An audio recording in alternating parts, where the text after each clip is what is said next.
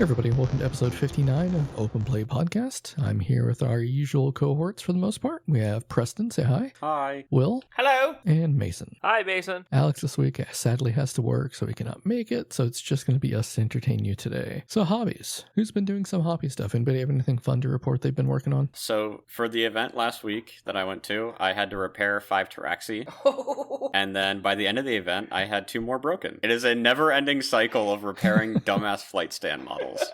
I mean, that's an AdMix thing, right? You know, repairing broken crap. Okay, I will say the Skitarii are fucking durable. I have dropped more Skitarii than I can count, like on the floor from 6 feet, and they don't break at all. Like, they're great models. It's just the Taraxi. They'll break when I pick them up. Like, I don't drop them, I just pick them up and they break. Is it the flight stand or the wings? It's the flight stand. The connection point's terrible. If you find something decent to print, I can just print you a bunch. I do green stuff when they break. I green stuff the stem, I green stuff the guy, and then I super glue the green stuff together. That makes sense. Till it breaks again? Yeah, I usually do the magnet trick, but yeah. Just wrap it all in duct tape, it'll be fine. Just case your models in resin, so it's just a tube of resin. Yeah, just make it the base size and you're fine, right? Yeah, it might look like garbage, but it's funny. You know, now that you mention it, duct tape would actually probably be holy to the AdMech, right? I could see it. I think they're more of a fan of WD-40 and Soldering irons. Blood sacrifice? I think duct tape would be closer to holy to the orcs. Oh, you know what? You're probably right. Yeah, I mean, it would make them think that, it's going to stay forever, which it will. Bring me the sticky thing. Except they would actually call it duck tape, I think. Anybody else doing anything hobby related other than repairing broken models? I have almost no Thousand Suns left to paint, but Cheryl and I are finishing my Magnus this week. I'm so excited. Have you played Thousand Suns yet? yeah, he's been losing a bunch with them. Have you not been seeing my complaints? I lose constantly, but I'm still playing them. How's that any different than orcs? You know what? Shut your face. I've been winning. So now that I swapped to Grand Coven, Rubike Phalanx is it's cool, I guess. I don't know, but Grand Coven is just so much better. That and 3 Meterlith Vortex Beasts is just disgusting. So my most recent game with them, I just shut down an entire Necron army because I was like, all right, all of your units need to take 3 battle shocks. If they took more, or I was like, if I was in range, they need to take a battle shock. And I battle shocked Ceresis, I battle shocked a Warrior Brick, I battle shocked Immortals, and he's like, I can't use any of my stratagems, and I'm like, nope. MVBs are terrible. Dude, I don't know if I was on or not, but I had to play against 3 MVBs with -1 to wound back when they could do that in the mutant detachment, and that may be the most unfun experience I've ever had. Warp meld or whatever? Yeah, warp meld. It really wasn't, but it was like, what the fuck is going on? It even pissed me off because they take D3 mortals for -1 to wound, but then they feel no pain in the mortals anyway, and they don't actually take any damage. Uh-huh. It is very unfun. It is a very unfun thing to fight. You just kind of have to ignore them, but then they just blow you up. Yeah, so they don't shoot that hard, and they don't melee that hard at all, especially because you don't get rerolls or anything. But their splash mortals and their AoE battle shock is kind of a problem. And then, they get 2d6 flamer shots, which is kind of nice. But anyways, my Magnus is almost done. We're going to work his base this week, and then I'll post pictures here first. He looks so good, you guys. I have started I've started working on the bases for my Emperor's Children. I didn't realize how long it would take each layer of paint to dry, so it's taking me a lot longer than I started at 5 o'clock today. I'm like, I should be able to get these 7 bases done. Nope. They just wouldn't dry. So, okay. But that's all the hobbying that I've done. I've done 0. I haven't touched anything Warhammer in a month. I have 2 armies half built. I have World Eaters to finish painting still. So, it's a thing. Just one of those downtimes for hobby-wise. Eventually. So, let's talk about some new releases. A couple of things happened that are coming out next weekend. Something that can prove that GW can actually release a second half of a range. Second half is a little bit of a grandiose term there, I think. Hey, you're going from 12 data sheets to 24. That's half, okay? Okay, fair enough. I guess. It brings hope to World Eaters and Emperor's Children players everywhere. It does, but it's not going to help because we got our 2 models and, we'll be lucky to get more. You'll be happy to get a third. Votann are coming out finally. Much quicker than I would have thought, actually. Still no Imperial Knights Codex, but hey, that's a topic for another time, I guess. It might not be a topic for another time. We might just never get it. It was promised, 2 years ago at this point? Close. It was one of the first ones they announced, right? The second roadmap had them as Q1 this year. Okay, so it's just a little overdue. Their index attachment's so good that they're like, this is fine. We'll just let it happen. Are we still feeling that that the rumor is true, that it's because they're actually just kind of broken? I hope so. What, you wanted them to have a broken codex? No. I'm saying, like, I hope they made a broken codex, realized it was broken, and then now they're making it worse. I think that's a great outcome. I mean, just gotta fix it by lowering points on every single model that counts. Lowering points. Yeah, the Sisters Yeah. win rate has been at 60% because every Sisters list is now bringing Canis Rex again. Yeah, I mean, it's a 380-point model. I hate the timeline we're in. I can't escape any bad news. It's bad news in different ways all around. When would you not bring a 380-point knight that just destroys everything? Come on. A knight that's cheaper than Ingron, stronger than all of them put together. It's fine. It's gotta hate Canis Rex so much. I mean, if I owned one, yeah, I'd play it, but, You can hate something and still run it. Yeah, and I would. It would be a hateful thing, but I would run it. A hateful thing? It's a thing to do. I'd hate myself, but hey, I'd win games because, hey, it's Canis Rex. But hey, let's talk about Leagues of Votann. So, new Votann coming out. There's no battle box, so it's just a codex and a whole bunch of new stuff. Starting tomorrow, I'm guessing we'll see more previews for the detachments they're going to get. Because you have 5 detachments, which I guess includes Index and Grotmus detachment, so I guess it's 3 new detachments altogether. I don't know if they count Grotmus as a codex detachment. It might be 5 and Grotmus. I remember somebody was asking me about this the other day. I think when they said the counts for the other codexes that they didn't they said 4 detachments. It was 4 detachments, and then you still had your Grotmus detachment. Either way, 5 or 6 is a pretty good amount to have, especially for a small range like Votann. And I guess grudges are going away because now you get prioritized efficiency for your army roll. You get to collect yield points, and I guess you spend them to unlock things. Probably, +1 wound or something. I'm gonna be honest, this sounds way better. This sounds like an army roll that I think plays 40k. In terms of how it feels to play the army on the table, it definitely seems like an army roll that would be fun to play. Maybe not fun, but enjoyable. Because you do the things that you want to do, you get rewarded for it, and then you have to make decisions. Hopefully they have a table, right?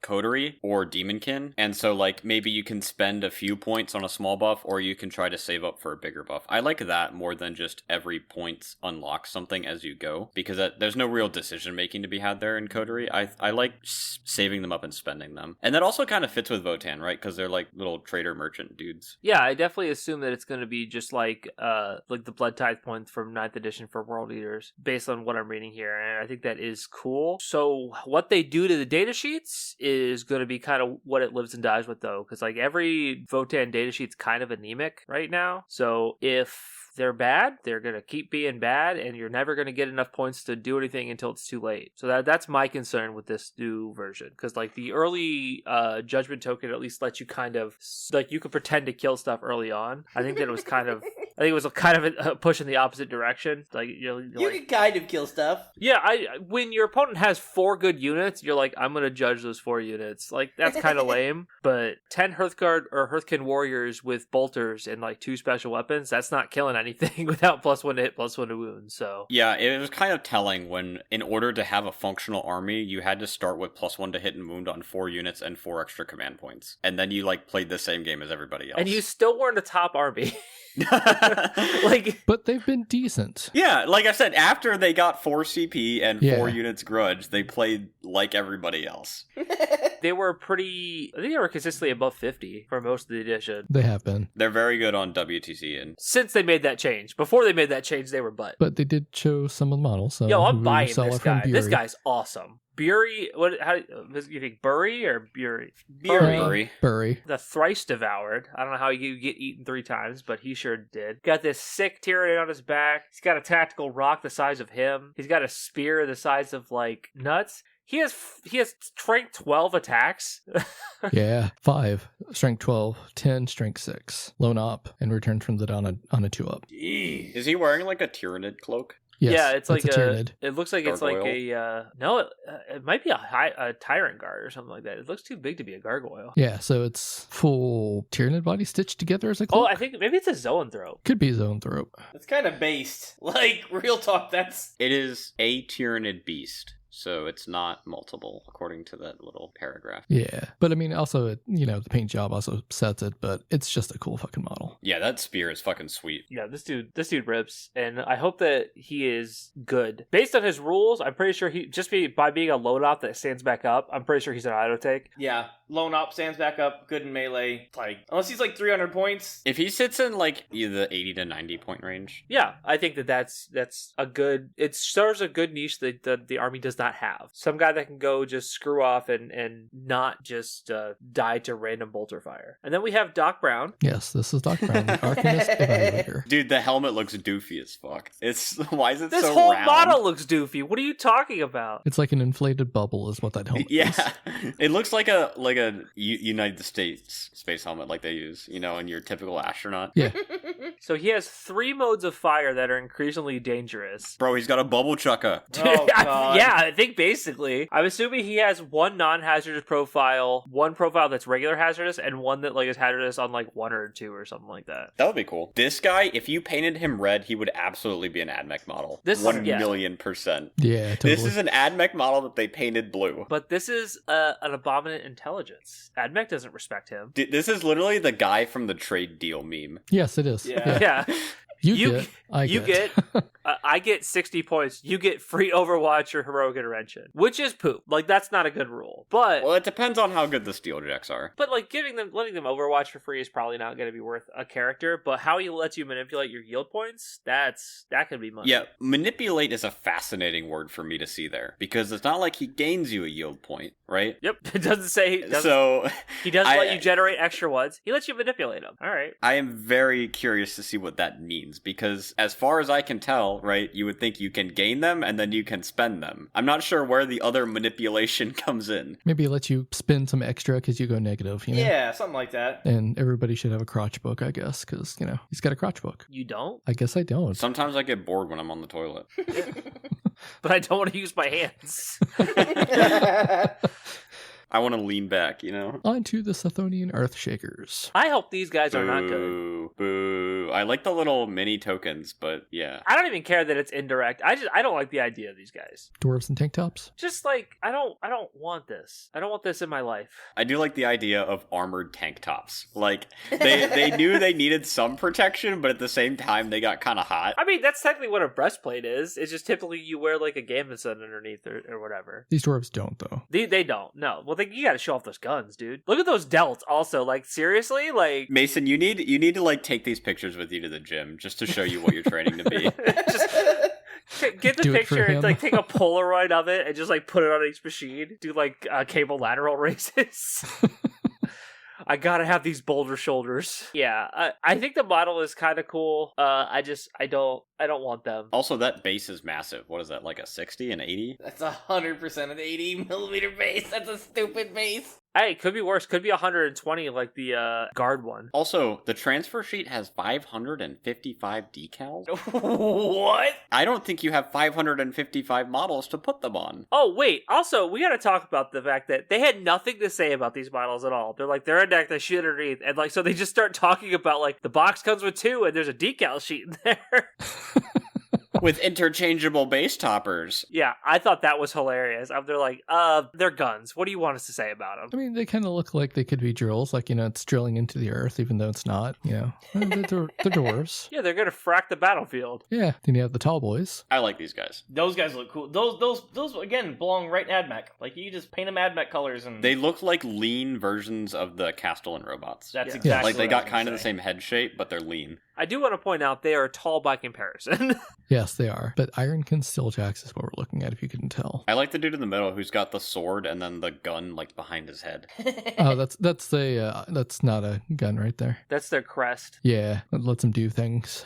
It's a prey mark crest that grants precision when attacking enemies on an objective. Wow. And gives them a 2-up save. If your wraiths get step on an objective, I'm gonna shoot the little tech marine with the technomancer in the head with a railgun. Oh, let's see. Box contains 3 steel jacks with enough arms to outfit them into either loadout, which means you just have to get some bodies and print some bodies. It's like they get swords or fists, and then did they have big guns if you go up? Or... Yeah, they had like... Yeah. So they can either get big gun or melee and pistol, and then melee they have a choice between swords and fists. Yeah. They are small enough that they might have the infantry keyword, so they might be good in melee. Yeah, they look like normal sized dudes. The Capricus is up next. The beat up Ford Pinto. Yeah, I want to know if there's 2 of these in a box or not. Nope, 1 for 55. That's what I literally said, and Michael was like, Yeah. nah, there's no way. I'm like, that's exactly really what hope it's going to not. be. I'm pretty sure that's the same base that the bikes are on, by the way. Because there's no way that's a like a Maldorfine base. It could be like a chicken sized base. Sidonian Dragoons with Radium Giselles. They're on a 105 by 70 oval.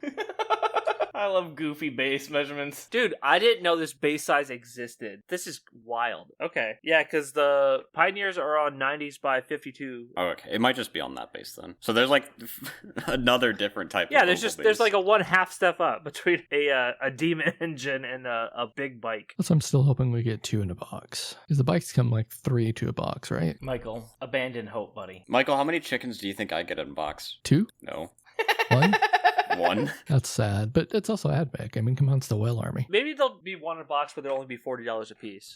Kit has 3 turret options. Hey man, a Sagittar is 70, so. Based on it saying not 2 per kit, it just talked about the kit. I'm assuming it's 1 per box, which is just really sad. It's 1 per box. It also sounds like it combat squads Jaegers, because Jaegers are squads of 10, right? That's a pretty good rule to have. Yeah. You can split your infiltrator reactive moves into 2 squads of 5 and have 1 unit of 5 infiltrate, because you don't really need 10 to infiltrate. It's just the only option they had before. The question is, does that thing infiltrate too? Probably not. But like I said, you only need 5 to infiltrate, so it's basically like you get a second unit, because a unit of 5 does exactly what a unit of 10 does. It just does it for more efficient points. Very combat patrol. You get an Iron Hero champion, you get 3 Thunderkin, 5 Hearthguard, and 10 Warriors. Like, that's a perfectly serviceable box. It's just kind of weird that it doesn't have any of the new units. I think that if you replace the Thunderkin with Steeljacks, then this box becomes more attractive. Steeljacks are probably way more expensive than 3 Thunderkin. Well, actually, I don't know. Thunderkin they're kind of up there. Thunderkin are 3 for 80. Okay, I'm thinking 3 Steeljacks are going to be like 100 to 120. That makes me sad to hear. I hope not. Well, I mean, typically your units of 3 to 6 are normally like 3 for 100, 6 for 220. Oh, you're thinking about points. Yeah. I thought you were saying dollars. No, I was not like- dollars. I was like, Sorry. 3 Thunderkin are $80? Jesus. Sorry, I thought you were talking about real world money, not point money. They probably put the Thunderkin in for balance reasons. Oh, yeah. I forget they try to balance combat patrols. Nothing can be worse than playing the Tau Combat Patrol, which has a commander and no crisis suits. I use that in the Combat Patrol game. It just like, I think it's out on my home objective. Well, the good news is we have some overpriced dice. Again. Yep, and datasheet 16. cards. Yeah, that'll be wrong. 21 for the datasheets, 5 for the rules. Yep, that sounds correct. And Volcanistan's coming out. Yeah, this model rips, dude. The new Vulcan Dude. model is so good. The base is fucking fire. Literally. Hey! Literally. Yeah. Honestly, they did a really good job with all these chapter masters. An Invader ATV in the Combat Patrol, hell yeah. I mean, This is a good Combat Patrol. I was gonna say, 10 like, Infernus Marines is kind of but It's Salamander, so it kind of fits. for a combat patrol, like an invader, like I don't know, it's not bad, and I think in Sally's like they're not bad. Invaders are good anywhere. They're literally the cheapest Marine model you can get. Yeah, sometimes you just want something to run out there and die. Or run out there and not die because it's small enough you can hide behind an objective pretty easily. Or not behind an objective, behind terrain. It can react to move. It's mounted. It's not a vehicle. Pyroclasm sounds dirty. Yellow dice. They're a little too yellow for me. I'd like them to be a little bit more towards the orange end. Also, do they have a unique box? Yes. Okay. I'm just imagining somebody playing Combat Patrol. Like, they buy the Combat Patrol, they buy the little dice box, right? They go to roll their 10 Infernus Marines. And they get like 30 hits. And they have 16 dice. And they have to roll their set of dice 3 times. Yeah, who's got time for that? Just buy enough of the Salamander's dice so you can just roll. So even if you roll max hits, you have enough. So you just like, Oh yeah, just take out a second mortgage. GW dice are ridiculously expensive. Oh yeah, they're horrendously overcosted. I'm not disagreeing. I didn't realize it was 16 in there. Yeah, they're 16. I think all the current dice have been 16 dice. Oh, I thought they were down to 12 now. That's it's still bad, but it's not as bad. I was gonna say it's still really bad. When you can buy like a 25 set of Baron of dice for around the same cost. Slaughterbound's finally Slaughterbound by coming out. himself. Yeah, got to get some of those. It's good kit bashing material. Rotopoxes? This guy looks super boring. I'm not gonna lie. I've never really looked at this model. It's just a guy. Yeah, Like, nothing about this screams poxy to me. He's just a guy, and his armor's like clean. Yeah, he doesn't have like the cool like maws and stuff coming out or tentacles, and like the paint job, makes it look really clean too. So I didn't think, I kind of want to see what his sprues look like to see if he's worth kit bashing for, because like I do need to kit bash some more Death Guard characters. I was thinking about it today and I realized I have like 3,500 to 4,000 points of Death Guard without like overlapping stuff. That's a lot of stank. Yeah, well, I mean, Mortarion and 2 Demon Princes is like goes kind of far already. This guy's boring. Get him out of here. Captain Centos, I am a guy with a tactical rock, a big bolter, and a power fist. There's not 400 of me already. Also, it says, while he's painted as an Ultramarine, he can be used by any Space Marine chapter, which means he's not getting any special rules. He's just a captain. Just a dude. Another captain. At least not a lieutenant, I guess. A captain with a big-ass flag that makes you easier to shoot. Yeah, that's exactly what the Space Marine players want. I heard him say it. He's going to give the unit critical wounds on 5s, and he's gonna go on a unit that doesn't have like devastating wounds or anything like that. Like it's like just an anti-synergistic rule. Yeah, that's what I'm talking about. Give it to me. Hey, look, it's the 1980s. Michael, nobody cares. I care about the new sculpts, not these. Yeah, these are not the new sculpts. Look at that curved spear that guy's got straight up in the air. He's got the warped resin print. Don't worry about it. Yeah, some very janky Bretonnians. Whoa, remember, as made to order, they could take up to 180 days to arrive? Yep. Dude, I wouldn't even remember I ordered that. You can wait 6 months for your peasant bowman. Just have a box show up like, what is this? I could build them myself in that time. Some people want it because they're doing it for a reason, right? I'm not one of those people, but somebody wants to order that and give them more money. This cover has, looking at the Lords of Silence book, this cover has like a Junji Ito vibe a little bit. I could see that, I guess. He looks very, large. Me after I ate all the chicken tendies, am I right? He looks like the guys in the Fifth Element, the robot guys. I have not seen the Fifth Element. I know exactly what you're talking about, and that is a spot-on depiction, and I hate it. Yeah, these guys. It looks like a Smo from... Yeah, those dudes. Smo from Dark Souls. But you should watch the Fifth Element, by the way. It's worth a watch. Yeah, it's awesome. But that's the vibe I get. That's 100% the vibe, Michael. The stance isn't doing him any favors, for sure. He is slouching, yeah. I think it's the High Cowl's Oath, paperback in English, and some other languages. How can you have so much orange on a cover and it still look bland and washed out? How do you accomplish that? Have you seen their new logo? Wait, is that real? I thought it was a meme. Yeah, no, that's real. That's their new real logo. Yeah. I was disgusted. Who asked for this? Nobody! That was somebody's job. Somebody for the last 6 months has been convincing the higher-ups that they needed their job as, like, brand refreshment. Yeah, and then they're just like, please don't fire me. I'm working on a super important project. Oh no, the due date for, here, just Games Workshop and Papyrus, go. I was going to say it's like the Papyrus meme. I mean, I think like it's pretty close to just general Papyrus. I don't understand. It's just a font. That's all. Guard book. People like their Astra Militarum novels. I mean, because they're actually written well, and like the humans are the heroes of the story, people you can relate to. They feel fear. Okay, I like the Scarab plushie. I love this little guy, actually. The Scarab plushie's nice. It is a nice plushie. I need a Tau drone plushie, or just an actual Tau drone that I can fly around. So it might be reasonably priced because it's only Warhammer license. It's not sold by Warhammer. Oh, that's mean. Not wrong. I mean, if GW actually sold it, it'd be like $150. And then you have stuff for, the various Warhammer Plus shows and stuff they're doing, which they've been doing different shows this year. So we'll see. So let's get into the meat. Let's talk about Grey Knights. The Uncorruptible Sons. The ones that are about to force that Emperor back on his throne. Get back on your throne, old man. How many times do we have to teach you this lesson, old man?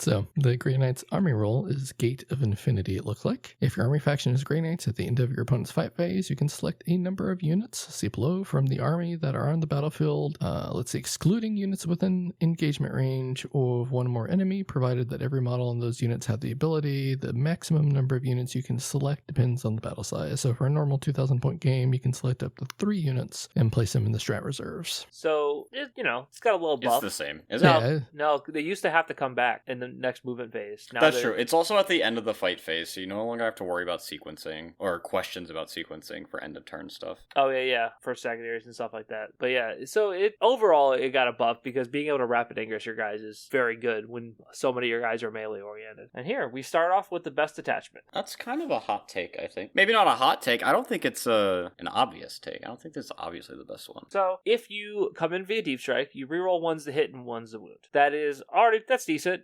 I have to kill 3 things to get this ability with my coterie list, and you just get it for free. That and it synergizes with their army rule insanely well. Yes. So, if you just happen to have, 6 teleporting walkers, and you just pick up 3 of them every turn, and now you reroll 1s to hit and 1 to wound, and they all hit on 2s, it's pretty good.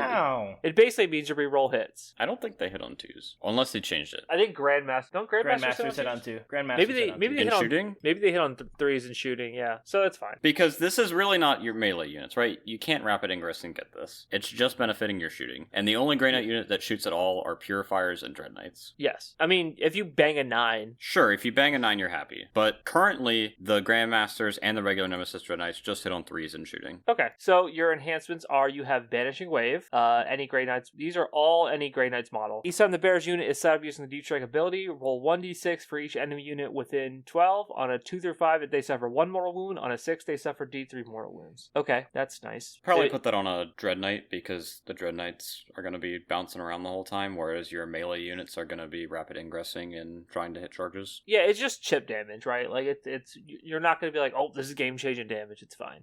Blinding Aura. Each time the Bear's unit is set up using Deep Strike, you cannot Overwatch them. Don't care. There's nothing in Grey Knights you want to Overwatch. Yeah, not really. Purity of Purpose is each time they are set up using the Deep Strike ability, until the end of the turn, you can reroll charges. So once again, if you're trying to bang a 9, if this was, you could always reroll charges, you would take it if it was 10 points. I don't think you'll ever take this, no matter how many points it is. This is the definition to me of you take it if you have leftover points. Because the others are so, situational, but this one's yeah, I'll probably try 9-inch charge, and that'll be nice to have. And then we have Tome of Forbidden Ways. While the bearer is on the battlefield or in strategic reserves, add 1 to the number of units from your army you can select for the Gate of Infinity rule. You are always taking this one. This is the best one by far. You probably, the other 3, you only ever take if you have points. We saw this in Hypercrypt. They had the exact same enhancement, and then they had to nerf the army rule because everybody was taking the enhancement. Pretty obvious there. Your stratagems are all pretty good. True Silver Channeling is 2 CP. It's 1 infantry unit from your army that is not selected to fight yet this phase. Oh, this is only in the fight phase. I thought that was shooting in fight phase. Psychic weapons have devastating wounds. So it's pretty good if you're charging in with something like 10 paladins, because they have 50 attacks at 3 damage. But it's 2 CP. It's for 2 CP. It better be that good. But you have a captain who can make it 1 CP. I mean, we've seen these 2 CP dev wound abilities in a lot of different places all edition, and they never get used except if there's a way to break it. And there's not really a way to break it. There's no reroll wounds. Yeah, there's no reroll wounds. There's no crit. There's no devastating 5s or something like that. You probably will only take this if you're I really need this to kill. It has a 2-up save with plus armor contempt. I need to not bounce off this. I'm desperate. If you're not in desperation, you're not taking this. Combat Manifestation. 1 in your movement phase. 1 Grey Knight unit that has arrived using the Deep Strike ability. It can come in anywhere 3 inches away, which means it can come in anywhere 6 inches away. This is obviously going to be a Dread Knight once again. If you can't get the angle with the 9-inch Deep Strike, you'll get the angle with the 6-inch Deep Strike. Yep. Too bad Librarians don't shoot mortals anymore, or you could use this. I guess they have this. It's the same stratagem they have right now with the same uses. Yep. You used to be able to throw a Librarian down, 6 inches away, do an action, shoot a Doom Bolt. Can't do that anymore. So I mean, yeah, solely for Dread Knights. Well, dropping this on Castellan Crow's unit is also pretty goofy, because shooting what is it, 30 it's 30 attacks at 6-1-2 or something. It's okay. 6-2-1 ignoring cover. AP2 ignoring cover is it's 1 damage. You're paying what, 230 240 points for the Purifiers, and then you're paying another 100 points for Crow, and then you're spending a CP and you're shooting at 1 damage. Come on. Yeah. We can do better. The unit is fine. It's just I don't know, I wish it wasn't 1 damage. Also, anyway. because you want to reroll wounds against things that are on objectives anyway, so you probably don't need this objective to get line of sight on an objective. objective, or this, you don't need the stratagem to get line of sight on an objective. We have Purgation Pattern for 1 CP. In your shooting phase, one army that was set up from the using Deep Strike ability this turn has not been selected to shoot this phase. Until the end of the phase, weapons have sustained 1. So this could also be used on your Dread Knights or your Stolen Crow just to melt something. Duty Unending is super stupid, I think. Is your opponent in the movement phase just after an enemy unit within engagement range of 1 or more Grey Knight units falls back, and if the unit they fell back from is no longer in engagement range, you can go back into reserves. So if you're playing against something, you're like, I'm going to tie you up, you have to fall back. If they fall back, you can teleport away so they can't shoot you. That's a very good strat. Yeah, and you could Rapid Ingress the same turn because this happens in the actual movement part, and then the reserve step comes after. So this strat is really good in any shooting matchup out there. I mean, it's good in any matchup in general. There's not a lot of things that want to stay engaged and let you swing with Terminators or Paladins. I guess I was thinking like melee units could just stay engaged and charge with a different unit, but yeah, if like it's very possible that you just don't want to get I can't charge you with anything else, or I really want to shoot you to do some chip damage. All right, well, you're not going to be able to throw that grenade with whatever unit's coming out to approach me, and you're not going to be shooting with the Vindicator that's peeking around the corner. So duty and ending. They did lose fights first. That's kind of a bummer. The fights first guy doesn't fights first anymore. The fights first guy does not fight first anymore. Yes, that is sad, but probably fair. Shining Veil, your opponent's shooting phase just after they've targeted you, you have stealth. Stealth does not natively give ignore, or does it natively give cover, right? Does not natively give cover. So whether or not you want to use this, you'll probably won't really use this one very much because it's like go to ground. And then Expeditious Exit, at the end of the opponent's fight phase, 1 infantry unit, you can pull them out of combat and put them into strategic reserves. I did not know this was 2 CP, so this does make it a little bit worse, but it does let you put another unit up in the battlefield, which means if you have the enhancement and spend 2 CP for this, you're deep striking 5 units next turn. That could be the whole army, depending. Yeah, your army is going to be pretty expensive because your data sheets aren't super deep. The ones that are good are really good, but the ones who are not good are not. I mean, really wants to hit and wound on 3 units. Really, maybe 4 is almost fine. Certainly 4. Really, though, the issue is that the typical loadout has been Psy Cannon, Flamer, and so really you're only rerolling a Psy Cannon every time you shoot. So maybe you switch to Psy Cannon Silencer just to get more rerolls, but I don't know. If you told me my army roll was that 4 Psy Cannons get reroll once to hit and wound, I would not be super excited. Well, you can take the Meltagun now too. Do they have Meltaguns? It's not really called a Meltagun. It's called I think it's a Sublimator, but it's a Meltagun, but it's Melta 4 instead of Melta 2. But it's 18-inch range, so you're never going to be in Melta range when you deep strike, but unless you combat manifestation up. I think it's fine. I mean, rerolling is fine, right? The shooting has always been decent on Dread Knights. But the strats, the only one that I'm really excited about is the go back into reserves when they fall back. The others are all very eh. I think they're just good toolbox strats. I think 6-inch deep strike's fine. Go back into reserves fine. The other ones are 1 CP sustain is good.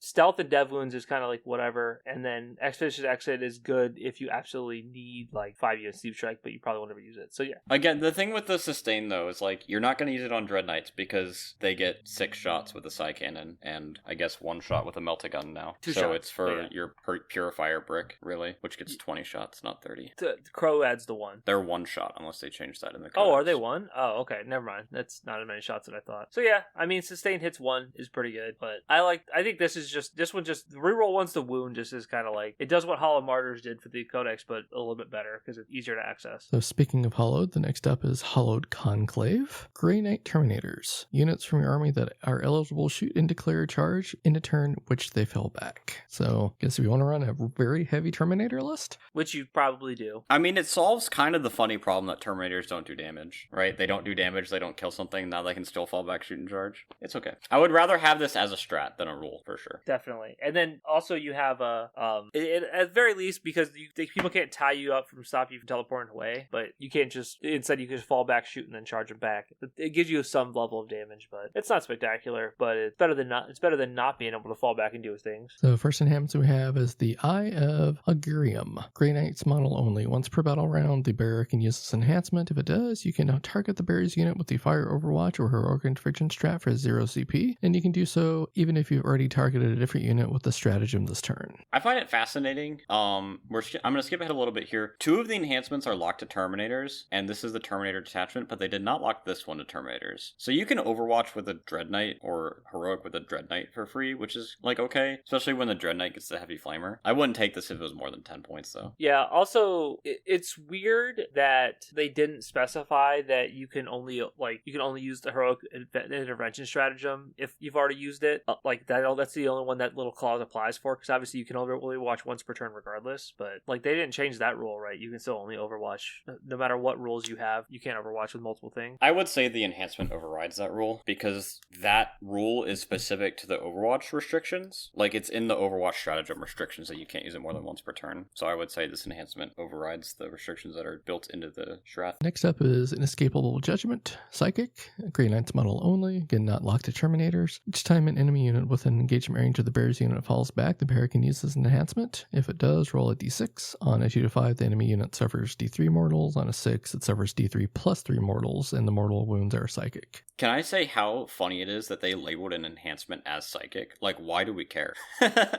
This has no bearing on rules. I love how they also reiterated at the bottom, like, these mortal wounds are psychic attacks. That can matter, but that's not, like, always true. Michael went up and pointed out the impact mortals from the dude landing. That doesn't say they're psychic damage, but that's a psychic enhancement. It's so, like, they're desperate. They're like, guys, psychic matters. Guys, psychic matters.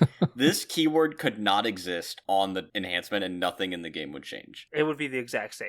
You are correct. Yeah. Sanctic Reaper's the next one. Grey Knight Terminator only. Add 3 to the attack characteristics of the bear's melee weapons. Slaps. Basically like adding another Terminator to your squad. And then Nemesis rounds, again Terminator model only. Each time you target the bear's units with a fire, Overwatch stratagem hits are scored on an unmodified hit roll of 5+ while reserving the strat. Garbage. They get like 8 bolters and 2 side cannons, if I remember right. I think the paladins are the ones that get 4 heavy weapons. I think they get 3 heavy weapons now, because the banner can take 1 now too. Oh, the banner doesn't count, right? But it still doesn't, like, it still is Terminator locked. If this was on a Dread Knight, yeah, you probably would take it, but you're probably not gonna. Currently, Terminators get a banner for free, Narthesium, and then 2 heavy weapons. Yeah, so we could talk over the data sheet changes later. So now you can, if you have 5 or more, you get 2 heavy weapons, and then the banner can replace his bolter with a banner and another heavy weapon. Okay, so you can get 3 incinerators, in which case you don't care about overwatching on 5s, or you get 3 side cannons, which is probably what you do. Yeah, but 9 good shots isn't really worth, like,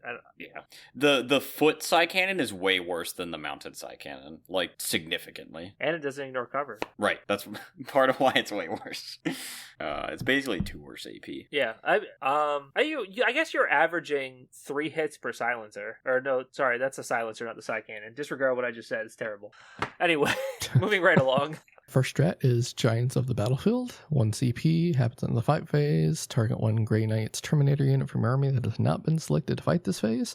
Till the end of phase, add 1 to the attack characteristics of melee weapons equipped by models in your unit. That's fantastic. And it's got a sick name. Yeah, they do really well with the strat names usually. They've been pretty good for the past number of books that have come out. Yeah, so Paladins go up to 5 attacks per piece. Even regular Terminators, they go up to, like, I think it's 4 or 5 attacks a piece. Oh, it's only Terminators, so okay. Yeah. Unfortunately, you can't use it on your Dread Knights or your little guys if you I don't ever know if you'd would. want to use it on a Dread Knight. I think you'd rather CP reroll, but Another Grey Knight Terminator locked strat is Grind Them Underfoot. Happens in your charge phase just after a Grey Knight's Terminator unit from your army ends a charge move. That Grey Knight's unit gets to select 1 enemy unit within engagement range of the unit and then roll a d6. For each model in your unit that is within engagement range of that enemy, and for each 4 up, that enemy unit suffers 1 mortal wounds to a maximum of 6. So they get, grenades? tank shock, impact mortals. Yeah. It's a good strat. It's nice that you can use it on 11 model units, right? Because you can put a character in 10 Terminators. The issue you're going to run into is that Terminators are fucking massive. They're on 40s. So it's very, very hard to get a significant amount of them in engagement range. But if you're going against a big monster or a big vehicle, something where you'd want to use the impact mortals, you can probably get a lot in. It's a good strat. It's also good because, like, Terminators don't have grenades. I'm assuming Grey Knight Terminators don't have grenades. I guess I'm not sure. Weird things happen all the time in this game, but so you don't really have a way to do like 3 mortals on average, which is what this strat is probably going to get you most of the time, because you're probably going to get like 5 models based to a big like vehicle or something like that, which it's nice there. Against infantry models, probably not that good, but they do have grenades. They do have it, yeah. Okay, well, you're probably just going to want to use CP for grenades then most of the time, because it doesn't involve, like, if you roll a bad charge charge and only get one guy in. Next up, Unending Fidelity. This is in your opponent's shooting phase or the fight phase just after an enemy unit has selected as targets. You can target one Grey Knight's infantry unit from your army that was selected as the target for one or more of the attacks of the attacking unit's attacks. Till the end of phase, each time a model in your unit is destroyed, if that model has not shot or fought this phase, roll a d6. On a 4-up, do not remove the model. It can shoot or fight after the attacking unit has finished making its attacks and then is removed from play. It's kind of fascinating that they added the shoot clause to this, because normally you just see 1 CP 4-up fight on death. But it's a good thing. Well, I don't know if good is the right word. They excluded Dread Knights, probably to the chagrin of Grey Knights players. But yeah, I mean, 4-up fight on death is certainly not a bad strat. And to know all these are 1 CP strats for this particular detachment. Next up is Precognitive Strategies. Your opponent's movement phase just after an enemy unit ends a normal, advance, or fallback move. Target one Grey Knight's infantry unit from your army that is within 9 inches of that enemy unit and not within engagement range of one or more enemy units. You can make a normal move up to d6. It's fine. I mean, reacting moves are good. They're way better when they have a clause that makes them flat 6, but you take what you can get. It'd be nice if it was like D3 plus 2 even, so that there's still randomness to it, but like your big fat Terminator base might not be able to get behind a wall if you roll like that 1 or 2, just because like you're a thick boy, you're a thick lad. Sometimes it's hard for us to hide. Point blank purgation. In your shooting phase, one Grey Knight's infantry unit from your army that has not been selected to shoot this phase until the end of phase. Stormbolter weapons equipped by models in your unit have pistol and twin linked abilities. That's really good for Terminator. Is it? I was about to say, that seems kind of shit. I mean, if a 10 brick, it's 40 shots, twin link, pistol. Who cares? Their AP is 0. You can fallback, shoot, and charge, right? Yeah. In this detachment? So having pistols irrelevant, right? Like, it's not locked. So the thing that I will say is that only Terminators can fallback, shoot, and charge. So this is if your 10 brick of Purifiers that you brought with Crow gets tagged, you can shoot with them. That's if you brought that unit at all in the Terminator detachment. I don't know, this strategy seems bad. I do not care about getting twin link bolters. It also only works on the bolters, right? It's not, you can't even use the side cannons. oh yeah, I mean, I didn't think it was even that good if you had it with the side cannons too, but like even like giving it only to the bolters, this is a bad strategy. It doesn't make any sense at all. I guess there's like the one power armor unit that has storm bolters, right? And now they can shoot if you tag them in melee. Also, yes, I did lie. You can't use this when your Purifier brick gets tied up because it's only storm bolter weapons. This stratagem shit. Yeah, you could shoot your storm bolters. Great. That's not what you want to shoot, so just grind them underfoot and you'll be fine. Don't ever look at this. This is not a real stratagem. And then last up is Shining Resolve. In your opponent's shooting phase, just after an enemy unit has selected as targets, one Grey Knight's infantry unit from your army that was selected as the target of one more of the attacking unit's attacks. Till end of phase, each time you attack targets a unit, the strength characteristic of the attack is greater than the toughness characteristic of your unit. Subtract 1 from the wound roll. This is never a bad strat in any instance. This is a good rule wherever you can apply it. Overall, I think the most baffling thing about this detachment is that it's the Terminator detachment, but it doesn't really buff the Terminators like in any real way. They have the stratagem only they can use for +1 attacks, and everything else is like a stratagem that you get anywhere else in the game. Like they can get a D6 reactive move, that's fine. They can get a -1 to wound, that's pretty good, but like it doesn't make me want to take Terminators, right? The only real like Terminator stratagems are +1 attacks on Terminators and I guess the impact mortals. So I think this attachment's a bit of a miss. I wish they would have done a better job of making you want to take Terminators. Once again, I'm pretty sure you just want to take Terminators and Grey Knights in general, but like this attachment's definitely not the reason. I think that they could have put the shoot and declare charge in which it fell back as a strat and moved one of the strats to the army roll and it'd be better. Imagine if they had impact mortals as the army roll. How fun that would have been. That'd be awesome. Right? Like, anyway,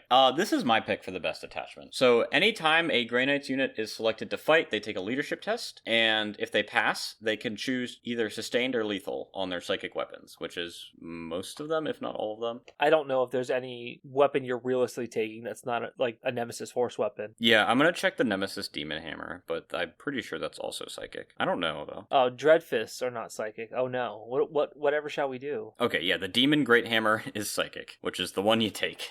And the sword is as well. Oh, Crow's melee weapon is also not psychic. Yeah, we'll persevere somehow. Yeah, having pseudo dark packs, you don't get it if you fail, but everything's leadership 6, so you normally won't. It's better dark packs because you don't take damage if you fail. Don't dark packs you still get sustained or lethal if you fail, though? Yes, you still get it. So, I mean, this is a damage buff, and Grey Knights have always been crying for damage buffs, so I'm happy with this. It's only in fighting, it's not shooting. Shooting would be obscene, so... Truth. It's still good, though. It benefits all the units you want to take, which are Dread Knights and Terminators. Going to the enhancement, Sigil the Hunt, you can reroll ones to hit and shooting. That was fine. It's not that exciting. Like I talked about earlier, rerolling ones to hit on your Psy Cannon Melta Dread Knight means you're rerolling like 2 hits a phase. It's okay. It's a filler for me. I take it if it's 10 or 15 points. I'm not gonna like put it in my list and then start building the rest of the list. Ephemeral Tome, Grey Knight's infantry only. At the start of your shooting phase, if you're not within engagement range, you can use this enhancement to make a normal move of up to d6 inches, but not charge. So it's like the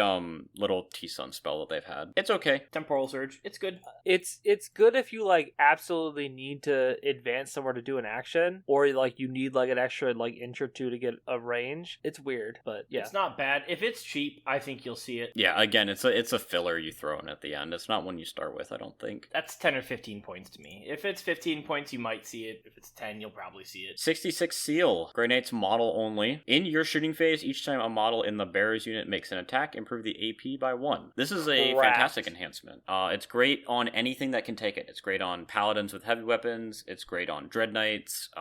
Yeah. Even regular Terminators, like, AP1 bolters get hit by cover a little bit, I guess, but yeah. Fantastic. And then Pyre Soul Psychic. Very important to note, this is a psychic enhancement. Don't know what we would do if we didn't know that. I probably would have to die. I'd probably cry or something. Grey Knight's model only. At the start of your shooting phase, the bearer can use the enhancement. They Doombolt. They pick an enemy unit that's visible within 24, and they take D3 mortals, which is great because you don't have to roll for it. You're not going to roll the 1 and fail and blow yourself up. But are they psychic mortals? It doesn't say they are, even though it's a psychic enhancement. So I guess we don't get our Feel No Pains against psychic attacks in Sisters of Silence. Yeah, this one's great. It's not once a game. It's every turn. It's not locked to anything. You can put it on Dread Knight. You can put it on a guy. I think you also see this one. I suspect that GW is going to overprice this. I suspect it's going to sit at 20 or 25, but it's a good enhancement. That sounds like what they would do, yeah. Yeah, I mean, just throwing out chip damage. It's not bad. And 24 inches is a good range. Pyre Soul is 20 points, and the 66 Seal is 25 points, so these are not cheap. But I also assume that eventually they'll errata this so it doesn't affect lone operatives. Probably. Yeah, that's a good point. Anyway, moving on to the stratagems. Hexrot Reprisal, 1 CP. At the end of any phase, 1 Grey Knight's Psyker unit that is on the battlefield and suffered 1 or more mortal wounds can select an enemy unit that dealt those mortal wounds, rolled number of dice equal to the damage you took, and on a 2+, they take that many mortals up to 6. They're considered psychic attacks. So you have your unit, it takes some mortal wounds, and then for 1 CP, if you're still alive, you can reflect those mortals. Not really reflect, because you still take the damage, but you can inflict damage onto the person who dealt it. I think this one's sneaky good, because a lot of Grey Knight stuff gets wrecked by devastating wounds. Like, that's just normally the way you want to deal with high toughness or Terminator-esque bodies. I'm actually a fan of this. You can't use it on a Land Raider, which sucks, because it's only on Psyker units. But you can use it on your Terminators and on your Dread Knights. You can use it on devastating wounds? Yeah, they're mortal wounds. Oh, right. They keep going back and forth with that. Mason plays this game, we assure you, everyone. Even if you, like, took a grenade to the face, it's basically 1 CP throw a grenade again. Like... Yeah, I mean, the fact that this exists basically says, like, if you grenade me, I'm going to grenade you back. So I think that is also very good. I mean, it does cap at 6, but imagine, like, getting hit by Possessed, right? And the Possessed wipe out, like, 6 or 7 Terminators, then you turn around and dome 2 Possessed for a CP. Yeah, and on a 2-up means that it's, like, almost certainly you're going to do the same amount back. So yeah, I'm actually, like, up on the stonks of this stratagem. I think it's going to see more play than people think. But anyway, Warding Chant. During your opponent's shooting or fight phase, after they pick targets, you can select a Psyker that was the target of these. I will say that 5 of the 6 stratagems in this detachment only target Psykers, but I don't know if that's a huge restriction in the grand scheme of things. So, until the end of the phase, you get a 5 of Feel No Pain against unmodified damage 1 attacks. This is another, like, fine stratagem. Feel No Pain 5 is the number you want. There's some strats in the game that are Feel No Pain 6, and they're not really worth using, but...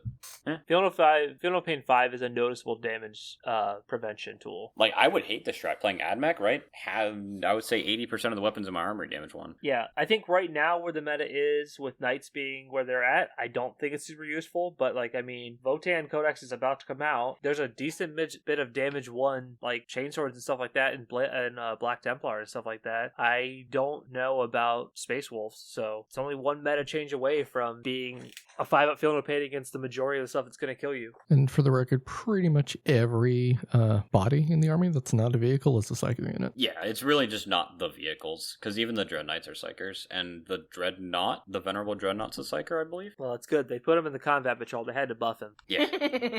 They gave him the army role. It He is didn't a have it Psyker. before. Yeah, that's something.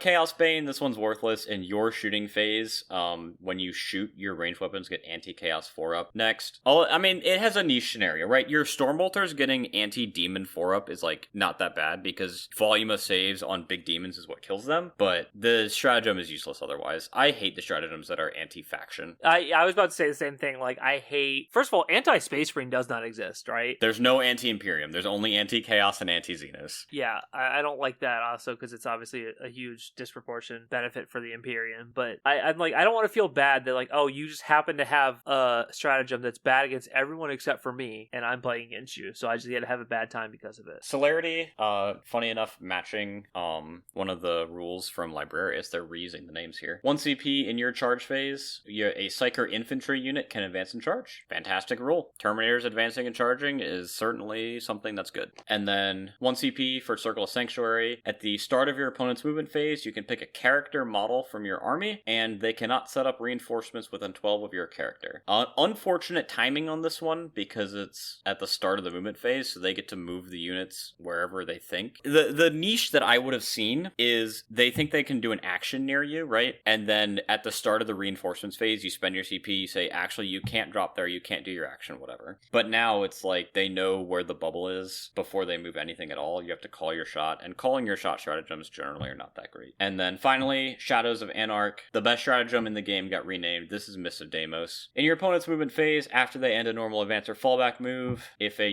Psyker unit of yours is within 9 of that enemy, they can make a normal move of flat 6 or go back into strategic reserves. So we took the Terminator detachment where you could make a normal move of D6, and we said, for this one, you can make a normal move of flat 6 or go back into reserves, whichever is better. They literally took the best stratagem in the game, Mists of Deimos. They renamed it. They put it in this detachment. I don't know why they renamed it though, because Mists of Deimos was a baller name. Shadow of Anarch is fine, but it's Mists of Deimos is pretty cool, I think. Also, a fun fact that I just noticed: every single stratagem in this is an epic deed. Oh, dude, that means that like that means something. When they changed the free strat rule, strat rule back, it means you can't use them. But yeah, for me, this is the detachment for Grey Knights. It's got everything that you would want. It's got defensive buffs, it's got tricks, it's got movement, and it's got damage. Like, it just has everything, and there's very little restrictions. The only restriction on any of these rules is Psyker. Yeah, I think it depends on what's better shooting, like what the point should shake out to be for everything. But on second read, this is much better than I thought it was going to be. It has Mists of Deimos. I knew it had Mists of Deimos, which is like was its major selling point to me before. All right, now into the funny detachments. Yep, this is their vehicle one.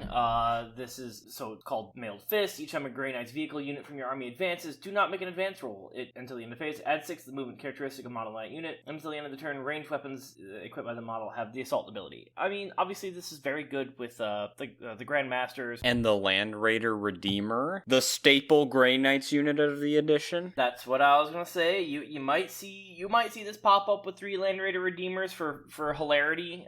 That's a lot of wounds on a 2-up armor save that now suddenly moves very fast and can actually shoot, after advancing. That's pretty good. Enhancements, you got Grey Knight's Walker, model only. Each time the barrier's unit piles on and consolidates, it can move up to 6 inches instead of 3 inches. Could be good. That's you take that if it's 10 points. The issue that I have with that one is that's a stratagem you want on a big 10-man Terminator unit, so that you make sure everybody fights and you can do weird tricks, but you can only put it on a Walker, so... Yeah, so you might take it if it's like 10 points.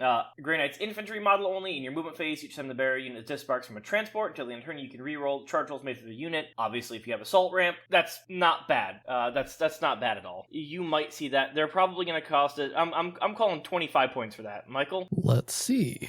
20? I think they typically throw the rerolls in the 15 to 20 range. 15, yeah. Ooh, okay. I guessed wrong. So for 15, you might see that. That's not bad. You could think of it like half a command point. Yeah. In my mind. Because you reroll, you're really going to use this once a game. You're never going to get back into a transport and use it again. And half the time, you probably don't need the reroll. So I would call it half a command command point. Yeah, you might see this. You got 15 points left over. It's not bad. Grey Knight's model only. Once per battle, in your opponent's shooting phase, when a barrier's unit is selected as the target of a ranged attack, you can remove the unit from the battlefield, shocker, and then set it back anywhere that is more than 9 inches away, horizontally from all units. If the barrier's unit is no longer an eligible target, your opponent can now select targets for that attack. So it's once per battle, Miss of Deimos kind of deal. That's pretty good. Yeah, Signal of Exegesis is good, I think. I think is funny is, let's say that you have a Land Raider Redeemer, right? You drive the Land Raider Redeemer right up to my Grey Knights unit, and I'm going to say, I'm going to dump everything into this unit, all right? I'm going to Sigil of Exigence away. If I go into the back corner of the board and you can't see me anymore, you get to retarget all your weapons. But to me, reading this, if I stand 24 inches away or 48 inches away and you have your 100 killer missile, I'm still an eligible target, so you can't reselect any of the weapons that are now out of range again. So you have to shoot your Stormbolter and Assault Cannon and nothing else. Well, to be an eligible target, you have to be able to shoot it. Yeah, and you can shoot me. Yeah.